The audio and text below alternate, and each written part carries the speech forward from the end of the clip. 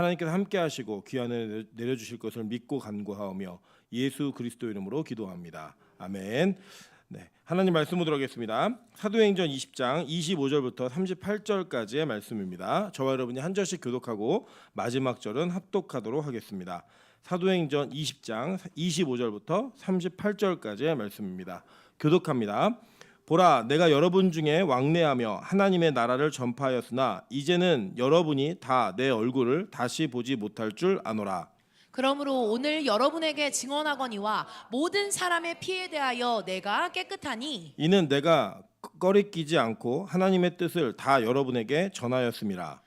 여러분은 자기를 위하여 또는 온 양떼를 위하여 삼가라. 성령이 그들 가운데 여러분을 감독자로 삼고 하나님이 자기 피로 사신 교회를 보살피게 하셨느니라. 내가 떠난 후에 사나운 이리가 여러분에게 들어와서 그 양떼를 아끼지 아니하며 또한 여러분 중에서도 제자들을 끌어 자기를 따르게 하려고 어그러진 말을 하는 사람들이 일어날 줄을 내가 아노라. 그러므로 여러분이 이를 깨어 내가 3년이나 밤낮 쉬지 않고 눈물로 각 사람을 훈계하던 것을 기억하라. 지금 내가 여러분을 주와 및 그 은혜의 말씀에 부탁하오니 그 말씀이 여러분을 능히 든든히 세우사 거룩하게 하심을 입은 모든 자 가운데 기업이 있게 하시리라. 내가 아무의 은이나 금이나 의복을 탐하지 아니하였고 여러분이 아는 바와 같이 이 손으로 나와 내 동행들이 쓰는 것을 충당하여 범사에 여러분에게 모범을 보여준 바 같이 수고하여 약한 사람들을 돕고 또 주 예수께서 친히 말씀하신 바 주는 것이 받는 것보다 복이 있다 하심을 기억하여야 할지니라. 이 말을 한 후 무릎을 꿇고 그 모든 사람들과 함께 기도하니 다 크게 울며 바울의 목을 안고 입을 맞추고 다시 그 얼굴을 보지 못하리라 한 말로 말미암아 더욱 근심하고 배에까지 그를 전송하니라. 아멘. 네, 우리 주변에 있는 분들에게 이렇게 한번 인사하도록 하겠습니다. 수요일 날 당신 얼굴 보는 게 내게 되게 큰 기쁨입니다. 네, 참 이게 슬픈 사실이지만 제가 빛가소금교회를 제가 그 친구 목사들한테 자랑할 때마다 하는 얘기가 꼭 있습니다. 뭐냐면 야, 우리 교회 수요 예배는 장로님들이 예배를 다 나오셔. 이 얘기하면요 되게 놀라요. 예, 이거 한국 교회가 지금 되게 큰 위기에 있습니다. 오늘도 우리 박미영 집사가 저한테 박미영 집사 왜 안 왔어요? 네, 문자를 하나 이렇게 보내줬는데 우리 교회는 안 나오면 걸리는 교회입니다. 예, 너무 커가지고 쪽지를 하나 이렇게 보내줬는데 요새 이제 2030 그러니까 이제 젊은 세대들이 교회를 답답하게 여기고 불교를 편하게 여긴대요. 그리고 왜 그런가 봤더니 그 기사의 내용이 뭐냐면 여러분 그 윤성호라는 개그맨이 있는데 그 대머리 개그맨이에요. 이분이 그 유진 스님이라는 그 법포를 조계사로부터 받아가지고 이제 요새 그 힙합으로 그 랩 같은 걸로 이렇게 불경을 가르쳐요. 그래서 원래 부처 핸즈업 해가지고 이렇게 뭐 발현 막 하는데 원래 이 사람이 신학생이었습니다. 예, 신학교 다니다가 중퇴하고 간 사람인데 이제 그런 걸 보면서 젊은이들이 교회에 대한 게 편안함을 느낀다는 거예요. 그래서 그런 걸 보면서 교회가 좀 답답한 이미지 이게 어떻게 좀 바뀌어야 되는가. 교회가 진짜 세상보다 재미있는 그러니까 재미라는 게 세상적 재미가 아니라 세상보다 재미있는 그 은혜가 좀 있어야 될 텐데라고 하는 고민들을 좀 많이 하게 했습니다. 우리 다시 한번 옆에 있는 분들에게 인사하겠습니다. 나는 드라마보다 당신 얼굴 보는 게 훨씬 재밌습니다. 네, 진짜 그러셨으면 좋겠어요. 말씀 공부하는 것도 그렇게 재밌고 막 신나서 그런 은혜가 있는 장로님들이 세 분 다 교회를 나오신다라는 게 자랑이 되는 시대가 아니라 당연한 시대로 다시 돌아가야 됩니다. 여러분 그것을 위해 기도해 주시고 우리 빛가소금교회가 그걸 이루어갈 수 있는 정말 좋은 교회 되도록 함께 기도하시기를 주님으로 축원합니다. 그리고 제가 이거 맨날 잊어버려 그러는데 우리 교회에 저기 사도신경 찬양 인도자들 이렇게 고백할 때 사일이 아니고 사흘이에요. 사일 그러면 우리는 예수님이 이제 3일만이 아니라 4일 만에 부활하신 분을 만들어가지고 2단이 됩니다. 그래서 고백하실 때 4일 만에 부활하사가 아니고 사흘 만에 부활하사예요. 예. 나흘이 4일이고요. 사흘이 3일이에요. 예. 그러니까 다 4일 만에라고 하고 계세요. 그래서 제가 여러분들이 듣는 게 아니라 인도자들이 얘기할 때 발음을 주의해서 하셨으면 좋겠습니다. 오늘은 사도행전 20장 25절부터 38절까지의 말씀을 가지고 부끄러움이 없는 복음이라는 제목으로 하나님 말씀 증거하도록 하겠습니다. 우리가 보통 정말 자랑할 만한 대상자가 있으면 뭐라고 보통 표현하냐면 어떤 애나도 부끄럽지 않아라고 이렇게 얘기를 해요. 그래서 뭐 우리 아들이, 우리 딸이, 우리 아버지, 어머니는, 우리 가문은 어떤 애나도 부끄럽지 않아라는 얘기를 합니다. 그렇게 얘기하는 것 중에 하나가 뭐냐면 그 내용이 담겨지는 게 뭐냐면 나는 이 대상자를 정말 자랑할 만하다라는 거예요. 그 무슨 뜻이냐면 그것에 대한 신뢰와 전폭적 지지가 내 안에 분명히 살아 역사되어진다라는 겁니다. 작금의 기독교가 가지고 있는 큰 문제 중에 하나가 뭐냐면 기독교가 제일 부끄러워하는 게 복음이라는 거예요. 그래서 복음 아닌 그 다른 무언가로 사람들을 교회 안에 잡아둬야 된다고 생각하고 복음 아닌 다른 무언가가 없기 때문에 교회가 부흥하지 않는다라고 이야기를 합니다. 실제로 이런 일들의 현상을 그대로 분석하고 이야기하는 사람들 앞에서 통계와 수치를 보면 부정할 수 없을 만한 이야기들이 있어요. 제가 일전에도 몇 번 말씀드린 적이 있지만 개척교회가 성공할 수 있는 절대적 기준 중에 하나가 뭐냐면 교회 건물을 갖고 시작하는 거예요. 부서별 사역자를 데리고 시작하는 겁니다. 이제 예전처럼 뭐 가정에서 모여가지고 셋넷이 모여서 그 공동체가 30이 되고 뭐 100명이 되고 200명이 되고 이렇게 되는 얘는 정말 찾기가 드문 시대가 되어져 버렸습니다. 과연 이게 무엇의 문제일까라고 하는 것들을 살펴보면 저는 이런 것 같습니다. 복음이 능력이 없어서 그렇게 되지 않으면 안 되는가라고 이야기하기 이전에 어쩌면 우리는 복음보다 더 중요한 가치를 쫓고 있는 성도들과 그 요구를 맞춰주기 위해 노력하고 있는 사역자들의 그 니즈가 서로 합일이 되어가지고 하나님 앞에서 온전한 교회의 모습을 갖추기 이전에 우리가 세워야 되는 것이 무엇인지를 망각한 채 이 세상이 주고 있는 원리를 따라가고 있는 그런 모습 속에 나오는 통계와 나오는 그 확실한 이 증거들을 감히 아니라고 부정할 수 없는 그런 시대가 되어버렸다는 거예요. 그런 관점 속에서 오늘 저는 바울이 에베소 교회 장로들을 모아놓고 했던 이야기들을 다시 한번 살펴보면서 진짜 무엇이 복음에서 자랑스러워야 되는가, 그리고 이 복음이 왜 저와 여러분에게 부끄럽지 않은 최고의 자랑이 되어야 되는가를 다시 한번 점검하고 살펴보는 은혜가 있기를 주님의 이름으로 축원합니다. 자, 먼저 보면 25절에 이렇게 얘기합니다. 보라, 내가 여러분 중에 왕래하며 하나님의 나라를 전파하였으나, 이렇게 얘기해요. 그죠? 그러니까 왔다 갔다 했다는 거예요. 여러분 아시겠지만 바울이 계속 어느 한 지역에만 머물러 있지 않았고 한 지역에 머물러 있으면서도 잠깐 왔다 갔다 하면서 교회를 순회하기도 했고요. 또 그 지역에 있으면서 타 지역에 편지를 써서 계속 복음의 교제를 나누었습니다. 그렇게 교제하는 가운데에서 그가 전한 내용이 뭐라는 거예요? 하나님의 나라라는 거예요.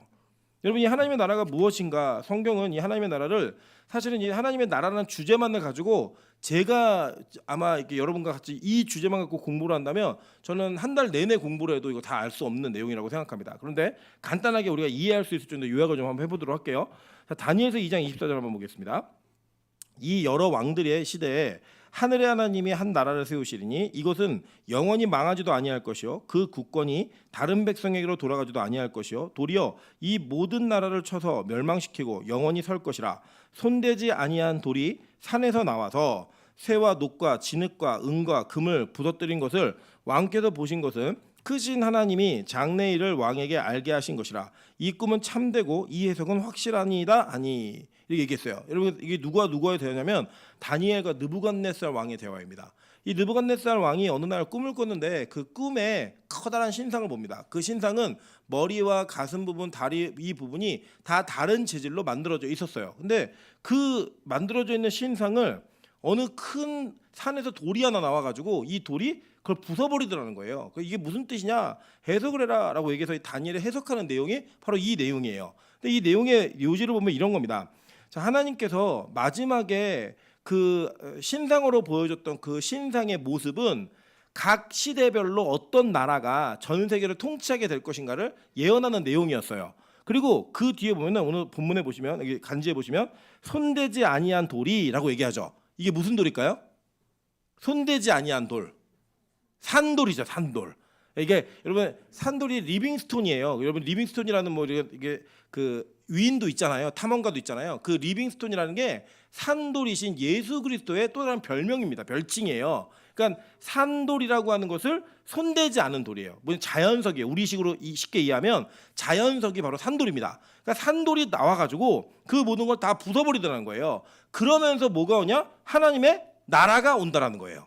그러니까 하나님의 나라는 이 땅의 나라가 아니에요. 그러니까 마치 이렇게 후천년주의자들이 얘기하는 것처럼 왜 열심히 복음 전하고 뭐 기독교적 문화를 만들어내고 막 이렇게 세워놓으면 이 땅이 하나님의 나라가 된다? 이거 아니에요, 여러분.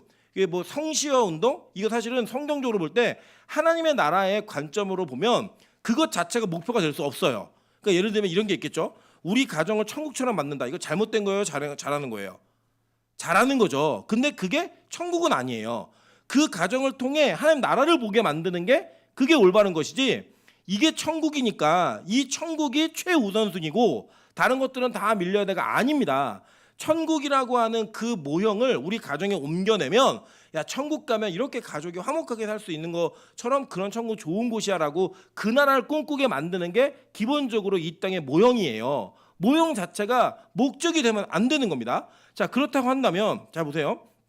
바울은 그가 전하고자 했던 그 복음의 내용 속에 무엇을 전했냐? 하나님의 나라를 전했다라는 거예요. 이 나라는 보통 어떤 나라인가 한번 볼게요. 마태복음 19장 23절부터 26절입니다. 다 같이 한번 읽어볼게요. 자, 시작. 또 제자들에게 이르시되 내가 진실로 너희에게 이르노니 부자는 천국에 들어가기가 어려우니라. 다시 너희에게 말하노니 낙타가 바늘기로 들어가는 것이 부자가 하나님의 나라로 들어가는 것보다 쉬우니라 하시니, 이 제자들이 듣고 몹시 놀라 이르되 그렇다면 누가 구원을 얻을 수 있으리까? 예수께서 그들을 보시며 이르시되 사람으로는 할 수 없으나 하나님으로서는 다 하실 수 있느니라. 자, 천국이라고 하는 단어와 하나님의 나라는 동의어죠. 지금 여기 보면 뭐라고 했냐면 부자가 천국에 들어가기가 어렵다라고 얘기해놓고 낙타가 바늘기로 들어가는 것이 부자가 하나님의 나라에 들어가는 것보다 쉬우니 라고 얘기했어요. 그러니까 이 천국은 하나님의 나라와 동의어인데 하나님의 나라의 의미가 뭐냐면 부자가 못 간다는 거예요. 그러니까 여러분 이 얘기를 듣고요, 유대인들 제자들이 깜짝 놀랐습니다. 왜 놀랐냐면 지금도 그렇지만 그 시대에도 부자는 하나님께 복을 받은 사람들이라고 믿었어요. 그러니까 부자는 하나님의 복을 받은 사람인데 하나님의 복을 받은 사람이 하나님 나라에 못 들어가? 이게 가능한 일이야? 그래서 깜짝 놀라는 거예요. 여러분 이게 무슨 내용이냐면 자 보세요. 뭐 돈 많으면 천국 못 간다 이런 내용을 얘기하는 게 아니에요. 잘 이해하셔야 됩니다. 하나님의 나라는 우리가 이 땅에서 많은 것을 소유하는 것과 무관한 나라라는 거예요. 오히려 이 땅의 것에 목표와 목적을 두면 그 하나님의 나라에 들어가는 것이 어려워진다라고 예수님이 정확히 말씀하신 거예요. 즉 우리가 예수를 믿으면서 이 땅의 것들을 구하고 원하고 이 땅의 것들을 바라보기 시작하면 우리는 이 땅에서 노력하는 것만큼의 열매를 거둘 수 있어요. 여러분 이 땅에는 일반적 원리가 있다니까요. 예수 믿는 사람만 돈을 잘 버는 게 아니에요. 부지런한 사람이 돈을 잘 벌고요, 은사가 있는 사람이 돈을 잘 벌어요. 예수 믿는 사람만 공부 잘하는 게 아니에요. 공부에 은사가 있는 사람이 공부를 잘하는 거고 열심히 노력하는 사람이 공부를 잘하는 겁니다. 그래서 열심히 노력하면 지금보다 나은 삶을 이룰 수 있다? 이거 틀린 말 아니에요. 그런데 우리가 살고 있는 이 나라가 하나님의 나라의 실제 모습이 아니라는 거예요. 그래서 그것에 열심을 다하다가 내 재산이 아까워서 예수를 따르지 못하는 그 부자 청년을 보면서 예수님이 부자가 하나님 나라에 가기 어렵다라고 얘기한 거예요. 자, 그러면 부자는 하나님 나라에 못 가는 거예요? 어려운 거예요? 어려운 거죠. 그 뭐냐? 부자가 되는 일반적인 원리는 이 땅의 것에 집중하면 부자가 될 수 있다는 거예요. 그런데 그렇게 집중하다 보면 누구에게 소홀해진다는 거예요? 하나님의 나라에 소홀해지기 때문에 가기가 어렵다라고 얘기한 겁니다. 그러니까 부자이면서 천국 가는 게 쉽다 어렵다? 어렵죠. 이것도 신경 쓰는데 저것까지 신경 써야 된다? 그리고 이게 최우선순위고 하나님의 나라를 위해서라면 이걸 다 버릴 수 있어야 천국 간다는 거예요. 그러니까 가난한 사람은 버릴 게 별로 없겠죠. 예. 그리고 이 사람은 천국 가기 쉬워요 어려워요? 쉽죠. 그죠? 누구는 어렵겠어요? 당장 내 통장에 돈이 많고 뭔가 이 땅에 막 연연할 게 많은 사람들은 가기가 어렵다라고 얘기하는 겁니다. 그러니까 하나님의 나라는 이 땅에서 잘 되는 게 아니라는 거예요. 결론적으로 얘기하면 하나님 나라 자체가. 한번 볼까요? 마태복음 21장 31절부터 32절입니다. 그 둘 중에 누가 아버지의 뜻대로 하였느냐? 이르되 둘째 아들이니이다. 예수께서 그들에게 이르시되 내가 진실로 너희에게 이르노니 세리들과 청녀들이 너희보다 먼저 하나님의 나라에 들어가리라. 요한이 의의 도로 너희에게 왔거늘 너희는 그것을 믿지 아니하였으되 세리와 청년은 믿었으며 너희는 이것을 보고도 끝내 뉘우쳐 믿지 아니하였도다라고 얘기합니다. 자, 이건 뭘 얘기하냐면 하나님의 나라에 대한 이야기를 할 때 그 나라가 어떤 자들이 들어가는가를 하면서 뭘 얘기하냐면 죄인이 회개한 그 죄인으로부터 변화된 사람이 하나님 나라에 들어간다는 거예요. 근데 이게 무슨 내용이냐면 이 비유가 어떤 비유냐면 아버지가 두 아들에게 일하러 가라고 얘기한 거예요. 그 첫째가 가겠습니다. 그리고 안 갔어요. 둘째는 나 싫어요. 나 안 갈 거예요. 이래놓고 가야지. 그리고 마음을 돌이켜 간 거예요. 그래서 이 두 아들 중에 누가 아버지 뜻대로 했니? 라고 물어보신 거예요. 그러니까 첫째는 누굴 얘기하는 거예요? 율법을 안다고 얘기하고 하나님을 섬긴다고 얘기했는데 그 아는 것과 섬기는 것이 그의 삶 속에 온전하게 드러나지 않은 바리새인들, 그러니까 자기의 의를 자랑하는 사람들, 그러니까 겉으로만 외식하면서 실제로는 순종이 없는 사람들, 그 사람들을 얘기하는 거예요. 그게 첫째 아들들이었어요. 둘째 아들들은 하나님 말씀하실 때 거절했어요. 야, 너 정직하게 살고 깨끗하게 살아? 싫어요. 나는 그렇게 살고 싶지 않은데요. 나 자유롭게 살 거예요. 안 살다고 하다가 그렇게 살다 보니까 이거 아닌 것 같은데. 그 돌아온 자들 누구예요? 세리와 창기들. 그들이 회개하고 돌아오니까 그들이 먼저 하나님 나라에 들어가더라는 거예요. 우리가 알고 있는 하나님의 나라라는 개념은 이 땅의 윤리와 도덕적 관점으로도 이해할 수 있는 게 아니라는 거예요. 그러니까 보통 우리는 어떻게 이해하냐면 이 땅에서 돈을 많이 벌면 저 사람 복 많이 받았어, 이 얘기를 해요. 그리고 어떤 사람이 눈에 거슬릴 만한 행동 없이 무음적으로 잘 살잖아요. 그러면 저 사람은 나보다 괜찮은 사람이야. 때로는 내가 누군가보다 더 의롭게 사는 것처럼 보여지면 나는 저 인간들보다 나은 사람이야 라고 하는 확신을 우리가 갖는다고요. 그런데 그런 사람들은 못 가는 나라가 어디래요? 천국, 하나님의 나라라는 거예요. 이 하나님의 나라. 여러분, 이게 얼마나 어려운 이야기냐면 우리가 예수 믿으면서 교회를 오래 다니면 이런 모습이 있어야 돼라고 얘기하는 그 모습이 있는 사람들이 다 어떤 사람들이에요? 천국이 힘든 사람들이라는 거예요. 여러분 한번 생각해 보세요. 우리 결혼하지 않은 자매들에게 물어보는 거예요. 교회에 주일도 안 빠지고 매일 예배를 오고 맨날 앉으면 1시간씩 기도하고 직장은 삼성전자에 집안은 땅도 있고 집도 있고 이런 남자가 여러분한테 나랑 사귈래라고 얘기하는 거예요. 그러면 마음이 흔들린다 안 흔들린다? 흔들린다. 우리 미나영 전생 벌써 시집 갔어요. 상상으로 애를 몇 명 낳을까 고민하는 거예요. 이런 사람은 우리가 별로 이렇게 어렵지 않게 받아들일 수 있겠죠, 그죠? 그런데 어떤 사람이 있냐면 맨날 술 먹고 담배 냄새 나고 이러면서 기도하고 주일도 왔다 안 왔다 그러고 이러는데 그 사람이 그 재산을 봐보니까 빚만 많고요. 이 땅에서 성공하지 못했어요. 아주 극단적인 비유이지만 그런 사람이 민정간사 나 당연히 좋아해 이렇게 얘기했어요. 어떨 것 같아요? 도망가면 다행이죠. 민정간사 때릴 것 같아요. 네가 감히 이러면 칠 것 같아요. 그런데 그 두 사람의 모습을 바라보면 우리는 어떤 사람이 좋은 사람이다라고 하는 평가가 이미 끝나 있어요. 그리고 하나님 나라에 누가 가까운가라는 거는 평가가 끝나 있어요. 근데 그 내면의 세계는 어느 누구도 모른다라는 거예요. 저는 지금 말한 그 두 청년의 비유가 이 청년은 천국 가는 청년이고 이 청년은 아니다라는 얘기하는 게 아니에요. 우리 눈에 보기에 무언가 우리가 이 땅에서 추구할 만한 것들을 갖고 있는 사람들이 교회 안에 있으면 우리는 그 사람에 대한 신뢰와 함께 저 사람은 믿음 좋고 괜찮은 사람이라는 평가를 내려버려요. 반면에 우리 눈에 그렇지 않은 사람들이 교회에 오면 우리는 그 사람들을 통하여 저 사람은 교회에 올 자격이 안 되는 사람이야 라고 하는 평가를 우리는 이미 마음에 가져버린다고요. 여러분, 그게 뭐였어요? 세리와 창녀들이 예수님과 함께 식사하며 하나님의 나라에 대한 얘기라고 나누니까 뭐라고 얘기해요? 죄인들과 먹고 마시기를 즐기는 자라고 얘기하잖아요. 여러분, 교회는 어떤 자들이 모여야 되는 곳이에요? 죄인들이 모이는 곳이에요. 창기와 세리들이 회개하고 돌아오는 곳이라고요.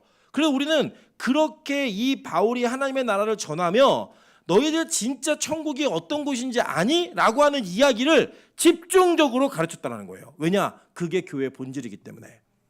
여러분, 저는 한국교회가 본질로부터 많이 엇나가 있는 일들이 너무나 많다고 생각합니다. 제가 볼 때 제 개인적으로도 보면 이 한국교회는 유교적 기독교예요. 그 유교적 그 사상이나 유교적 관념이 얼마나 그 사람에게 잘 자리 잡고 있는가를 통해 우리는 뭘 얘기하냐면 이 사람이 정말 믿음 좋은 신실한 사람이라고 얘기를 합니다. 그렇게 얘기를 해요, 보통. 그래서 그렇게 얘기하고 있는 그 단어 속에 어쩌면 우리는 진짜 바울이 그리고 초대교회 교인들이 그리고 예수님께서 전하고자 했고 가르치고자 했던 하나님의 나라를 온전히 이해하지 못하고 있을 수 있다는 거예요. 막상 우리가 이게 동의는 되는데 들으면 그 동의되는 그것이 의의 삶을 통해 나가는 것이 너무나 어렵더라는 거예요. 여전히 우리는 그렇지만 나는 부자가 되었으면 좋겠어. 그렇지만 나는 도덕적 윤리적으로 흠이 없는 사람이 내 옆에 있었으면 좋겠어. 나는 그렇지만 우리 교회에는 그래도 사회적으로 괜찮은 사람들이 이 교회에 왔으면 좋겠어 라고 하는 그 마음이 우리 안에 있더라는 거예요. 여러분 바울이요 뭐라고 얘기하냐면 이렇게 얘기합니다. 내가 너희 중에 왕래하면서 하나님의 나라를 전했다. 그리고 그 하나님의 나라를 다시 한번 상기해라. 이게 내가 너희들 보는 마지막이야 라는 얘기를 해요. 그리고 실제로 바울이 이 사건은 마지막이 아니었어요. 원래 이게 나중에 이제 4차 전도여행도 있었기 때문에 마지막이 아닐 수도 있는데 바울의 모습은 항상 뭐였냐면 마지막처럼 전하는 거였어요. 여러분 제가 설교를 시작하면서 설교를 해오는 인생 속에서 저는 나이에 비해서는 설교 인생이 굉장히 길어요. 24살 때부터 설교를 했으니까 그 설교를 쭉 해오는 과정 속에서 제 설교가 몇 번씩 이렇게 환골탈태를 했어요. 그 탈퇴하는 과정 속에 몇 가지 중요한 사건들이 있었는데 저에게 충격을 줬던 사건 중에 하나가 뭐였냐면 이 설교가 나에게 마지막일 수도 있다라고 하는 그 긴박감이었어요. 여러분 그 전에는요 저도 이렇게 제가 여러분 그 다독하는 데는 굉장한 능력이 있는 사람입니다. 저는 일주일에 5권 정도의 책은 쉽게 읽는 사람이에요. 근데 제가 그 다독을 하면서 얼마나 똑똑한 걸 자랑하고 싶었는지 설교 한 편을 할 때 5권 정도의 책의 분량이 설교에 요약돼서 들어가 있어야 이 설교가 완벽히 준비됐다고 생각하는 사람이었다고요. 그렇게 세상의 학문과 세상이 말하는 원리들을 성경과 어떻게든 연결지어서 그걸 전하면요 젊은이들 되게 좋아했어요. 되게 은혜 많이 받았고요. 그런데 그게 진짜 마지막에 내가 전해야 될 내용인가? 라고 하는 질문 앞에서는 그럴 수 없겠더라고요. 이게 진짜 마지막인가? 나에게 이게 설교가 마지막이라면 이게 정말 최선인가? 이걸 전해야 하는 게 맞는가? 아니더라고요. 그래서 제가 그 질문 속에서 저의 설교의 터닝포인트가 일어났던 그 지점이 뭐였냐면 이 설교는 나의 마지막 설교일 수 있어. 이거예요.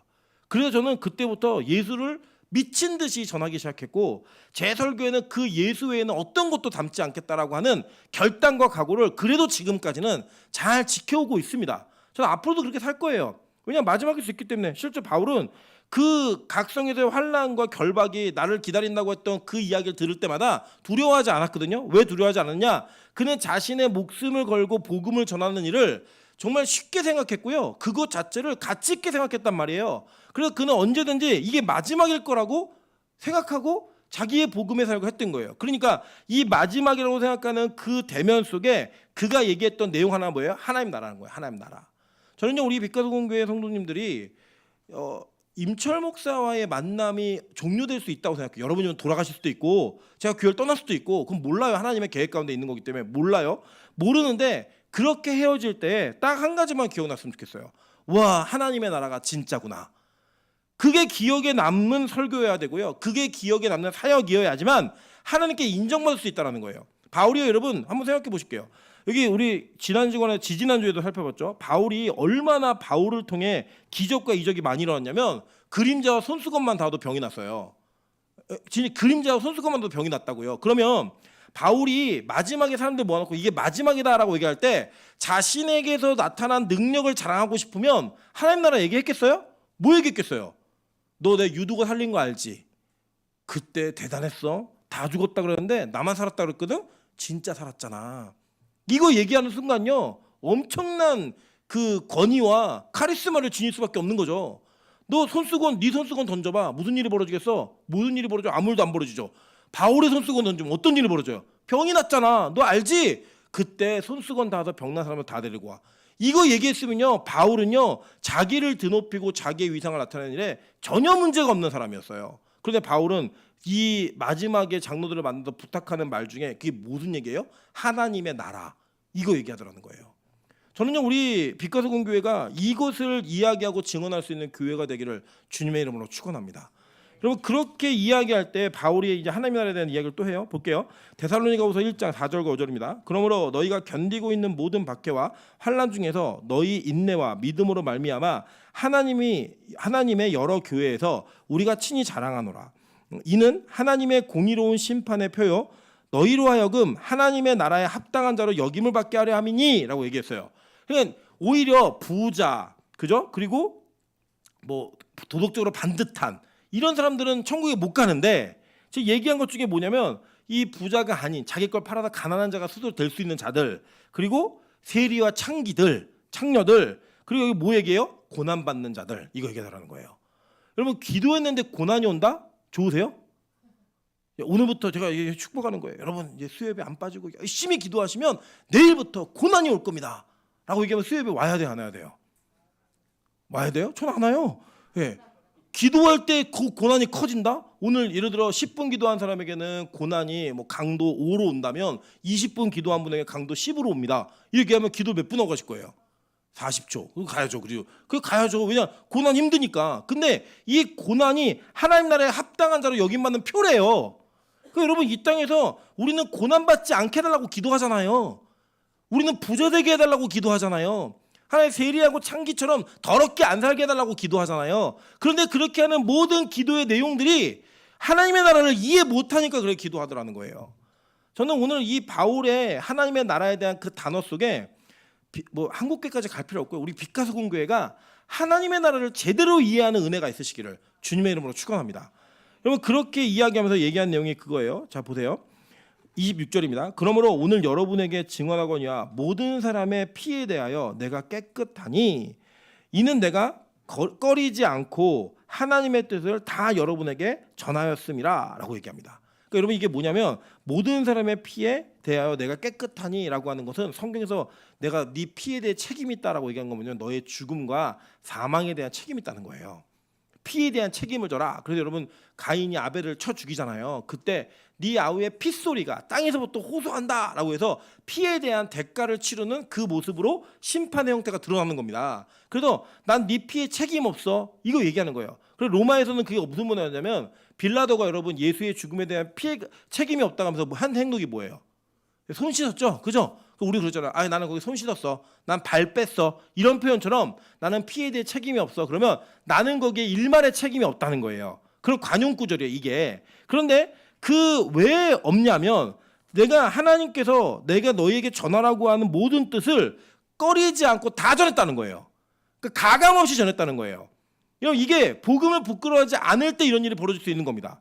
여러분 예를 들어서 저는 만약에 우리가 일반인들이 우리 교회, 그러니까 안 믿는 자들이 우리 교회에 오는 것을 목표로 설교를 한다면 저는 부활 얘기 안 할 겁니다. 십자가, 고난 이야기 안 할 거예요. 여러분 교회 왔는데 생판 모르는 초짜가 교회 왔는데 여러분 예수님을 믿으면 부활합니다. 예수님 믿으면 고난의 길을 가야 됩니다. 예수님 믿으면 여러분 인생이 환난과 핍박이 여러분 시작됩니다. 라는 설교를 하는 게 좋을까요? 아니면 여러분 예수 믿으면 가정에 평화가 찾아오고 여러분 건강이 찾아오고 물질이 늘어나고 여러분 인생이 행복해집니다 라고 얘기하는 게 맞을까요? 후자가 훨씬 맞겠죠? 그죠? 우리 보통 전도 집회하면 그렇게 하더라고요, 대부분이. 그렇게 저도 해왔고요, 예전에. 그렇게 하는데 이게 진짜 복음의 본질적 내용이냐 라고 한다면 어쩌면 우리는 그 가감을 우리 마음대로 한 거예요.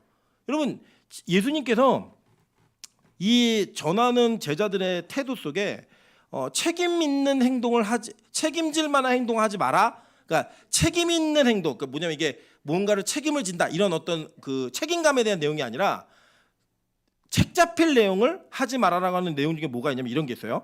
마가복음 6장 11절부터 13절입니다. 어느 곳에든지 너희를 영접하지 아니하고 너희 말을 듣지도 아니하거든 거기서 나갈 때에 발 아래 먼지를 떨어버려 그들에게 증거를 삼으라. 이게 뭐냐면 내가 최선을 다해 복음을 전했는데 영접 니들이 안 한 거야. 그러면서 난 책임 없으니까 이 발 아래에 있는 먼지를 털어갖고 이게 확실한 증거를 보이라는 거예요. 여러분 그거 아시죠? 이 그 재취영수 제도가 있었잖아요. 그 유대 사회에, 고대 사회에. 그래서 그걸 내가 안 하겠다 그러면 신을 벗어 던지잖아요. 그것처럼 신에 있는 먼지를 떨어가지고 난 책임 없어 이거 보여주라는 거예요. 자 보세요. 제자들이 뭐 했냐면 제자들이 나가서 회개하라 전파하고 많은 귀신을 쫓아내며 많은 병자에게 기름을 발라 고치더라 라고 하면서 뭘 전했냐면 하나님의 나라를 전한 거예요. 이게 왜 하나님의 나라면 이거예요. 제가 아까 말씀드렸지만 우리 가정이 천국 같았으면 좋겠다고 가정을 천국처럼 만드는 거 이거 잘하는 거죠. 근데 가정이 천국이 아니에요. 아니죠. 가정을 통해 천국을 보게 만들어야 되는 거예요. 자, 예수 믿으면 귀신이 나가고 병이 고쳐지는 일이 일어나요, 안 일어나요? 일어났죠? 왜 이게 일어났어요? 이게 목표예요? 아니에요. 이거는 천국에 가면 어떠한 악한 영이 우리의 영혼을 건드리지 못한다는 거예요. 여러분의 연약했던 부분들이 그 천국 하나님의 나라에서는 다 회복이 된다는 거예요. 예고편으로 보여주는 거예요. 그러니까 그 병 나음과 귀신이 나가는 것은 그것 자체에 집중하는 것이 아니라 그걸 통해 뭘 보게 만드는 거예요? 하나님의 나라를 보게 만드는 거예요. 그러니까 여러분 요새 보면 막 인터넷에 유튜브에 막 병 고치는 거 귀신 쫓는 거 막 찍어가지고 그거 보여주고 뭐 이런 애 있어요. 박혁 뭐 이런 애 있거든요. 그런 애 있는데 걔네들 다 거짓 선지자예요. 왜냐? 그들은 그걸 통해 하나님의 나라를 보여주는 게 아니라 그걸 통해 누굴 보여줘요? 자기를 보여줘요. 자기를. 자기 다큐멘터리예요. 진짜 보세요. 한번 심심하면 되게 가치는 없는데 한번 보시면 카메라 앵글 따라다니는 거 말하는 거 행동 모든 게 누가 중심이냐? 예수님 중심 아니에요. 그 사람이 중심이에요. 저희 뭐 실명으로 얘기도 괜찮아요. 우리 교회 설교 많이 듣지도 않으니까 상관도 없고 그리고 와서 들어도 전 얘기할 수 있어요. 거짓말이라고 가짜라고. 여러분 이렇게 우리는 이 땅에서의 기적에 집중하지만 실제로 그 기적은 하나님의 나라가 어떤 나라인지 설명하고 그 나라를 보게 하기에 만든 거지 그게 우리에게 반드시 필요한 게 아니라는 거예요. 예를 들면 저는 제 인생에 앞으로 그 어떤 기적과 이적이 일어나지 않는다 하더라도 저는 하나님의 나라를 부정할 수 없어요. 저는 그걸 믿거든요. 그걸 믿는 사람에게는 그 기적과 이적이 일어날 필요가 없는 거예요. 근데 여러분 안 믿는 분들 계시죠? 안 믿는 분들은 기도하세요. 하나님 나한테 좀 기적을 보여주세요. 하나님 살아계시면 확실한 능력 한번 보여주세요. 라고 얘기할 수 있어요. 그런데 성경은 뭐라고 했냐? 보고 믿는 자보다 보지 않고 믿는 자가 훨씬 뭐라고 얘기했어요? 복되다라고 믿었다고요. 얘기했다고요. 저는 그 복된 자리에 제가 있다고 믿어요. 여러분 이제 빛가서 공교회 어떤 기적이 일어나지 않고 여러분의 삶에 어떤 이적이 일어나지 않더라도 여러분에게 하나님 나라가 소유되어 있으면 여러분은 그 하나님의 나라로 인해 그 기적과 상관없이 하나님이 원하시는 길을 가는 은혜가 나타난다는 거예요. 근데 우리가 이게 싫으니까 이게 자꾸 사람들에게 부담이 되는 거예요. 제가 볼 때 부담되거든요. 왜냐? 믿는 우리도 부담되는데 안 믿는 사람들 얼마나 부담이 되겠어요. 그 얼마나 부담이 될까라고 하는 배려가 그 친절이 하나님의 나라의 복음을 부끄럽게 만들어버렸어요. 그래갖고 자꾸 가감하는 거예요. 여러분 진짜 하나님 나라에 대한 복음은요. 우리의 자아와 우리가 가지고 있는 우리의 편함과 우리의 이 땅에서의 추구함을 그대로 내어버려 두지 않아요. 그 진짜 말 그대로 너무 죄송한 표현인데 작사를 내놔요. 진짜 저는 성경을 볼 때마다 가끔 하나님이 너무 혹독하다고 느끼는 게 뭐냐면 인간의 기본적인 욕구와 인간이 기본적으로 추구할 만한 행복의 가치조차도 때때로는 하나님이 그것조차도 제거해버리시는 걸 통하여 하나님의 나라를 이루어야 된다라고까지 얘기하시는 정말 가혹한 부분이 있다라고 인간적으로 생각해요. 인간적으로. 그런데 거꾸로 돌려보면 저에게 그 추구하는 것들이 이루어지면 하나님의 나라를 온전히 추구하지 않을 거다라고 얘기하는 것도 틀린 말이 아니에요. 그 상황을 부정할 수가 없는 거예요.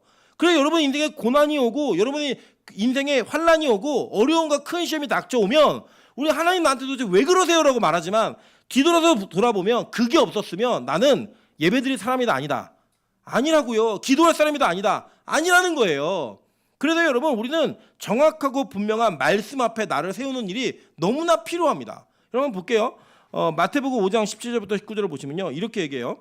내가 율법이나 선제를 폐하러 온 줄로 생각하지 말라. 폐하러 온 것이 아니요 완전하게 하려 함이라. 진실로 너희에게 이르노니 천지가 없어지기 전에는 율법의 1.1획도 결코 없어지지 아니하고 다 이루리라 라고 얘기했어요. 그러니까 실제로 심판과 저주의 말씀이 성경에 있어요 없어요? 있잖아요. 그럼 우리가 그걸 전하고 들어야 돼요 안 들어야 돼요? 들어야 된다고요. 여러분 분량으로 따지면요. 율법이 선포된 이후에 이 율법에 대한 걸 지키지 않았을 때 형벌의 70%가 심판에 대한 내용이 나오고요. 30%가 복에 대한 얘기가 나와요. 일반적 비율로. 그럼 우리가 10번의 설교를 들으면 우리는 보통 그러잖아요. 여러분 공부할 것 같은 아이에게 엄마가 너 꼭 공부해라. 너 엄마 나가면 공부해야 돼. 이렇게 얘기한다 안 한다? 안 해요. 그 TV 볼 것 같은 아이에게 뭐라고 해야죠? 너 엄마 나가면 TV 보지 마. 이걸 얘기해요. 안 볼 것 같은 얘기 안 한다고요. 그래서 집에 나갔다 들어오셔갖고 지들은 이제 안 걸릴 줄 알고 TV를 보고 있다가 엄마 오는 소리 나면 꺼요. 그럼 엄마가 뭐예요? 와서 TV 한번 만져보면 다 걸리잖아요. 그죠? 그 얘기할 때 볼 것 같은 애들한테 계속 얘기하는 거예요. 그러면 언약이 선포되고 잘 지키면 복 줄게 30% 얘기했고 복 안 주고 너는 혼난다 이거 잘 안 지키면 그 70%를 얘기했어요. 그럼 우리는 하나님의 말씀을 지킬 가능성이 큰 사람이에요? 안 지킬 가능성이 큰 사람이에요? 그쵸. 옆 사람에게 인사하겠습니다. 내 얘기가 이렇게 노골적으로 나올 줄 몰랐습니다. 우리 얘기가 진짜 우리는 안 지킬 가능성이 큰 사람들이라고요. 그래서 성경에 있는 이야기를 그대로 전하면 여러분 너무 죄송하지만 우리는 7번 혼나고 3번 우리 격려받는 게 맞아요. 비유로 따지면 7번 혼나고 3번 격려받는 게 맞다고요. 그리고 여러분 대형교회 설교 보세요. 대형교회 설교 한번 보시면 어디 심판을 얘기해요. 평안, 안녕, 건강과 모든 것들의 좋은 것들을 얘기해 주는 게, 평강을 얘기해 주는 게 요 한국교회 트렌드 아니에요? 트렌드? 윤리 도덕 얘기해 주고. 근데 보세요. 이사야 30장 10절부터 14절에 이렇게 얘기합니다. 그들이 선견자에게 이르기를 선견하지 말라. 선지자들에게 이르기를 우리에게 바른 것을 보이지 말라. 우리에게 부드러운 말을 하라. 거짓된 것을 보이라. 너희는 바른 길을 버리며 첩경에서 돌이키라. 이스라엘의 거룩하신 이를 우리 앞에서 떠나시게 하라 하는도다. 이러므로 이스라엘의 거룩하신 이가 이같이 말씀하시되 너희가 이 말을 업신여기고 압박과 허망을 믿어 그것을 의지하니 이 죄악이 너희에게 마치 무너지려고 터진 담이 불쑥 나와 순식간에 무너진 같이 되리라 하였은즉 그가 이 나라를 무너뜨리시되 토기정이가 그릇을 깨뜨린 같이 아낌없이 부수시리니 그 조각 중에서 아궁이에서 불을 붙이거나 물 웅덩이에서 물을 뜰 것도 얻지 못하리라 라고 얘기했어요. 여러분 그게 뭐예요? 저는 한국교회가 타락한 이유 중에 그 어떤 누구도 어떤 특정한 계층에게 책임을 물을 수 없다고 생각합니다. 예를 들면 목사가 문제냐? 맞아요. 목사 문제예요. 그러면 성도는 문제 없냐? 아니요. 성도 문제 있어요. 성도도 문제예요. 성도와 목사의 문제와 문제가 만나 진짜 문제를 만들어낸 거예요. 뭐냐? 이거예요. 야, 우리한테 좀 일주일 동안 참 힘들게 살았는데 좀 재밌는 얘기 해주고 예화 좀 얘기해주고 우리 잘 될 거라고 얘기해줘. 그거 좋은 거잖아. 그렇게 얘기해주면 안 돼? 이렇게 얘기해주는 그 요구가 있는 거예요. 그리고 요구가 있으니까 처음에는 아닌 것 같은데 얘기하다 보니까 저쪽 교회는 그거 하던데 우리 글로 가자. 다 가요. 막상 진짜 복음을 선포하고 진짜 심판의 말씀을 전하다 보면 생존의 위협이 있는 거예요. 생존에. 그러니까 어쩔 수 없어요. 따라가는 거예요. 트렌드를 쭉 따라가면서 그 트렌드를 따라가다 보니까 이제는 진짜 이 말이 실제가 됐어요. 여러분 진짜 우리 교회 우리나라에 이름만 얘기하면 다 아는 교회가요. 장로님들이 목사한테 다음 주에 무슨 설교하라고 정해줍니다. 진짜 해요. 대형 교회예요. 장로님들이 워낙 힘이 세가지고 목사님 다음 주에는 이걸 주제로 설교하세요. 라고 하면 그 설교를 해야 돼요. 여러분 그게 교회예요? 아니에요. 여러분 제가 너무 죄송하지만 제가 우리 교회에서 독재하는 부분이 있어요. 그게 뭐냐면 설교예요. 어떤 누구도 터치 못하게 해요. 누구 말도 듣지 않아요. 저희 아내 말도 듣지 않아요. 심지어 저 어머니 말도 듣지 않아요. 저희 어머니가 너 이렇게 설교해봐 한 번도 그렇게 한 적이 없어요. 저는 왜 그러냐? 이 강단에 필요한 하나님께서 주시는 하나님의 은혜의 말씀이 있다고 믿어요. 그 말씀 속에 하나님이 화를 내시면 화를 내야 되고요. 하나님이 축복하시면 축복을 해야 돼요. 그게 설교적 하는 일이에요. 제가 저희 어머니 설교를 정말 높이 평가하는 것 중에 하나는 이겁니다. 여러분 저는 내용으로 볼 때 저희 어머니 설교가 저 게임이 안 돼. 제 설교 훨씬 좋아요. 내용으로만 보면. 그런데 뭐가 차이가 있냐면요. 저희 어머니 설교는 성경에 있는 하나님의 마음을 읽어서 하나님의 화를 내면 같이 화를 내고요. 하나님의 웃으시면 같이 웃고요. 하나님의 눈물을 흘리면 같이 눈물을 흘려요. 그러니까 진짜 하나님의 마음이 그대로 전달되는 거예요. 가감 없이. 그래서 저는 그거를 학문적으로 놀리다 보니까 그 마음을 담는 게 아직은 그렇게 쉽지는 않아요. 아직도 저는 이게 지적으로 지성으로 자꾸 머리가 돌아가가지고 이게 무슨 뜻인가 어떻게 분석해야 되는가 이게 나오지 그 마음을 읽기 그렇게 쉽지는 않아요. 그런데 제일 좋은 설교 뭐냐? 진짜 하나님이 화를 내시면 화내는 설교를 하는 게 좋은 설교예요. 하나님이 축복하시면 축복하는 설교하는 게 좋은 설교라고요. 사람의 기준에 맞추어서 이 사람이 이 말을 들으면 좋아하겠지라고 해서 하는 설교는 이미 실패한 설교고 이미 망한 설교라는 거예요. 여러분 저는요 빛과 소금 교회 강단이 하나님 안에 통치가 있는 강단이 되길 소망합니다. 앞으로도 이 교회에 여러 사역자들이 서게 될 거예요. 그런데 저는 이 강단에서는 사역자들의 그 조건과 기준은 뭐냐면 하나님의 말씀을 가감없이 전하는 사람이에요. 복음을 부끄러워하지 않는 설교자예요. 그렇다면 저는 그 설교자는 어떤 설교라든 전 좋다고 믿습니다. 그럼 계속 보세요. 예레미야 6장 13절부터 16절입니다. 이는 그들이 가장 적은 자로부터 큰 자까지 다 탐욕을 부리며 선지자로부터 제사장까지 다 거짓을 행함이라. 그들이 내 백성의 상처를 가볍게 여기면서 말하기를 평강하다 평강하다 하나 평강이 없도다. 그들이 가증한 일을 행할 때 부끄러워하였느냐? 아니라 조금도 부끄러워하지 않았을 뿐 아니라 얼굴도 붉어지지 않았느니라. 그러므로 그들이 엎드려지는 자와 함께 엎드려질 것이라. 내가 그들을 벌하리니 그때 그들이 거꾸러지리라. 여호와의 말씀이니라. 여호와께서 이와 같이 말씀하시되 너희는 길에 서서 보며 옛적 길 곧 선한 길이 어디인지 알아보고 그리로 가라. 너희 심령이 평강을 얻으리라 하나 그들이 대답하되 우리는 그리로 가지 않겠노라 하였으며 라고 얘기해요. 여러분 아까 우리 이사야 30장 10절에도 너희는 바른 길을 버리며 첩경에서 돌이키라 했는데 첩경이 무슨 뜻인지 아세요? 첩경? 지름길이에요. 지름길. 원래 올바른 길에서 돌이키라는 거예요. 그게 뭐냐면 우리의 예수 믿는 사람의 지름길이 뭐예요? 예수 믿는 사람들의 지름길.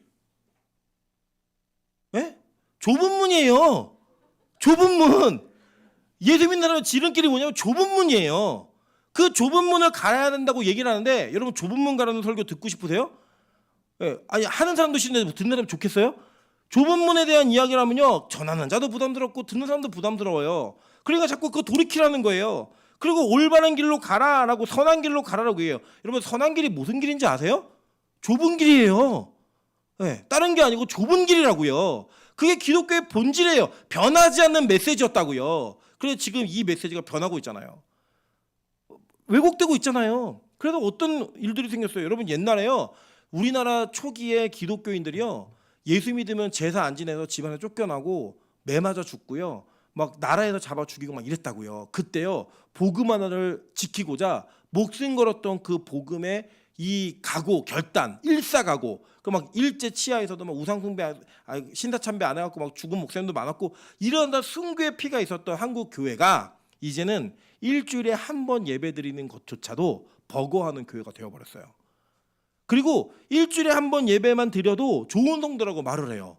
여러분 저는 우리 교회 장로님도 너무 자랑스러운데 수요예배 나오시는 장로님이 드물다니까요.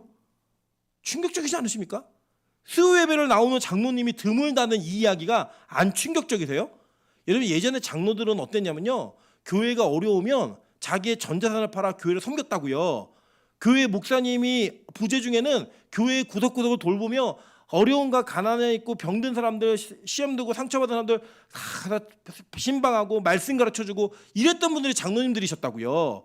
그랬던 그 한국 교회가 이제 어떻게 하냐면요. 장로는 받으면 안 나와도 되는 수요예배 금요철하는 뭐 자기랑 전혀 상관없는 예배예요. 주일날 와서 거들먹거리기만 해도 그냥 그 권위를 인정해주는 그 교회가 돼버린 이 시대. 이게 가감 없는 복음이 없는 곳에서는요. 이 장로들을요 우대해요. 괜찮다고 얘기해요.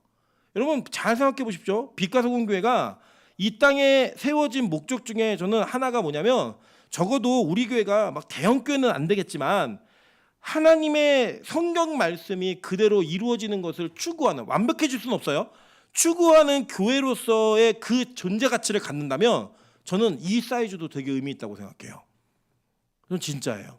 그냥 드리는 말씀이 아니라 진짜 의미 있다고 생각해요. 여러분 놀라운 사실이 뭐냐면 예전에는 성도가 매일 새벽 기도를 나오고 공예배를 빠지지 않는 게 그냥 일반적인 일이었어요. 안 나오는 사람들이 부끄러워했거든요. 근데 요새는 어떠냐면요. 나가는 사람들이 질문을 해요. 꼭 그렇게 매일 예배 드려야 돼?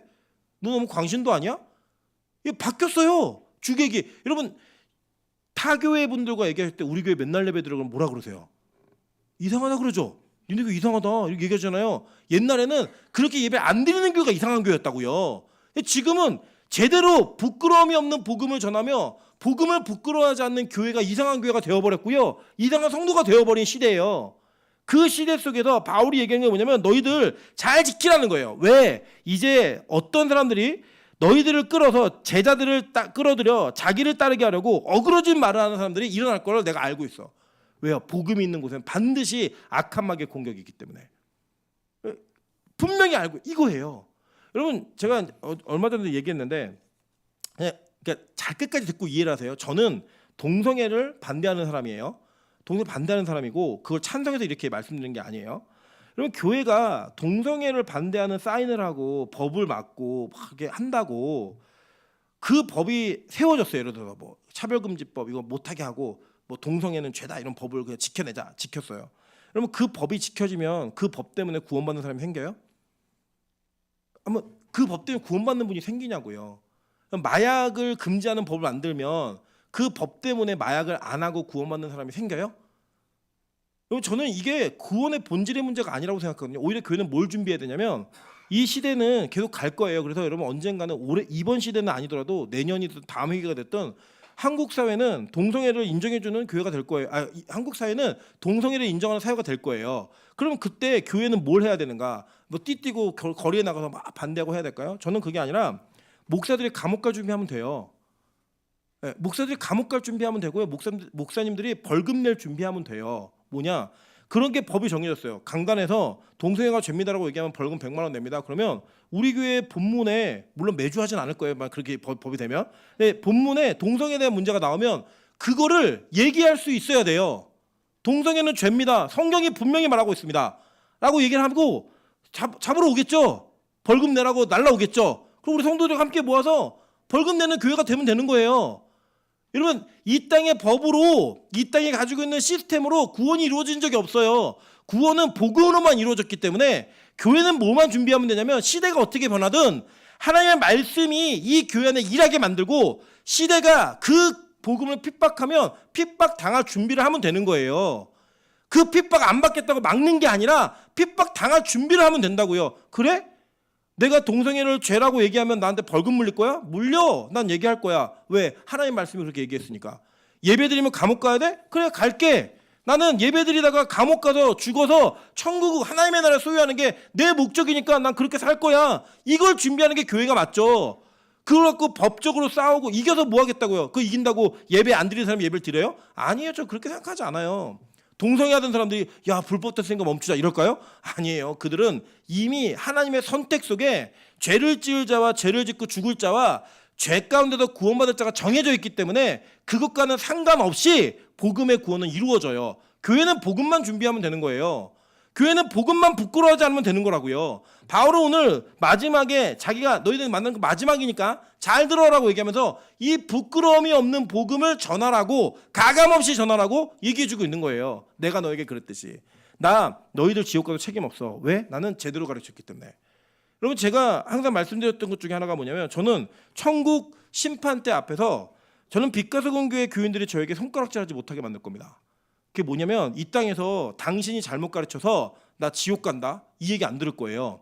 그래서 여러분의 관계가 불편해져도 성경이 말하라고 하면 말할 거고요. 여러분이 듣기 힘들어하셔도 성경이 이렇게 쓰여있으면 그렇게 말하는 게 제가 해야 될 사명이에요.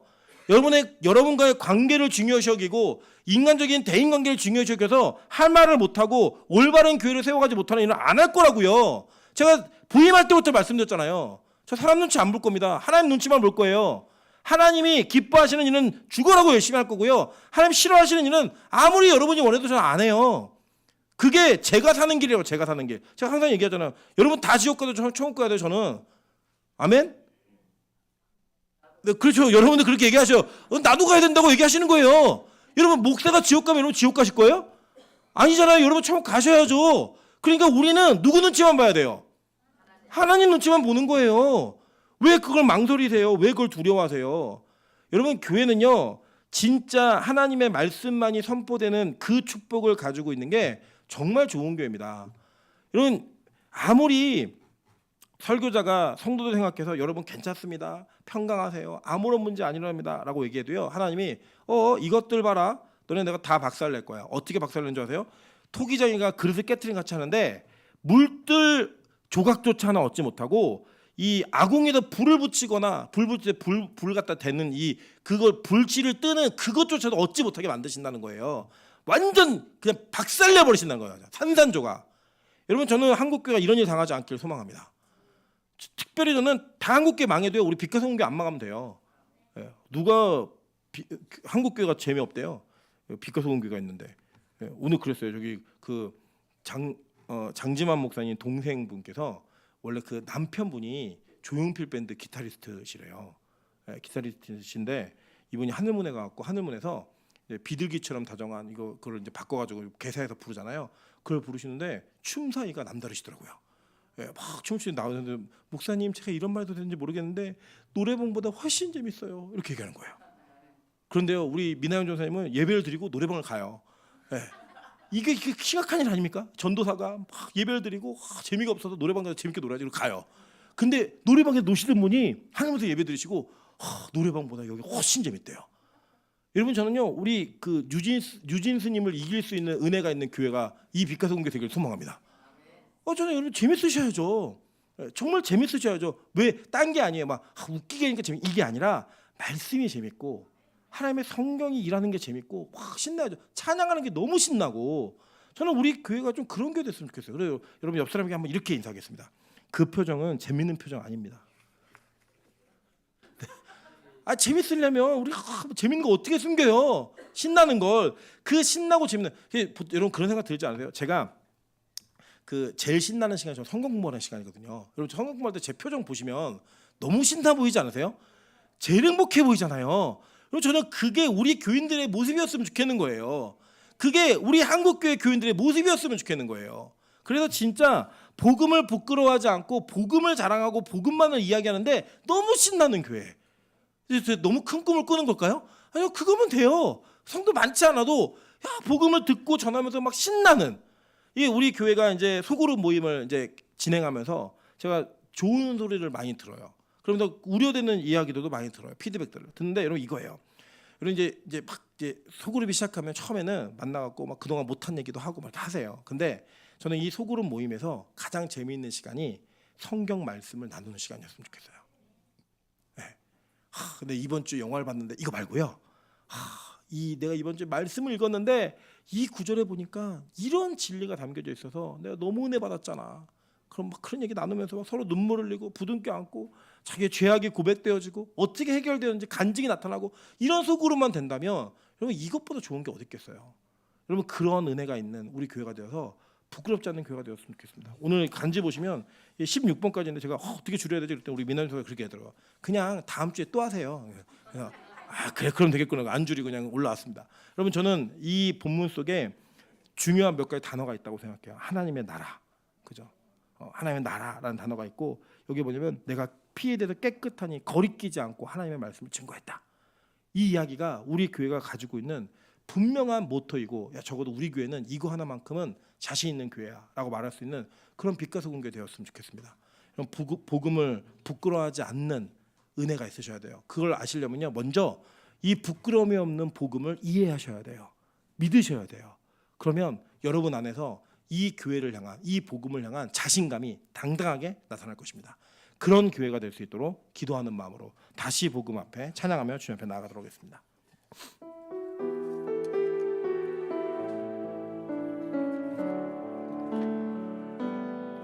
많은 이들 말하고 많은 이들 노래는 하지만 정작 가진 않는 게 두려운 생각보다 많이 힘들고 험한 길보단 그저 말로만 가렸기에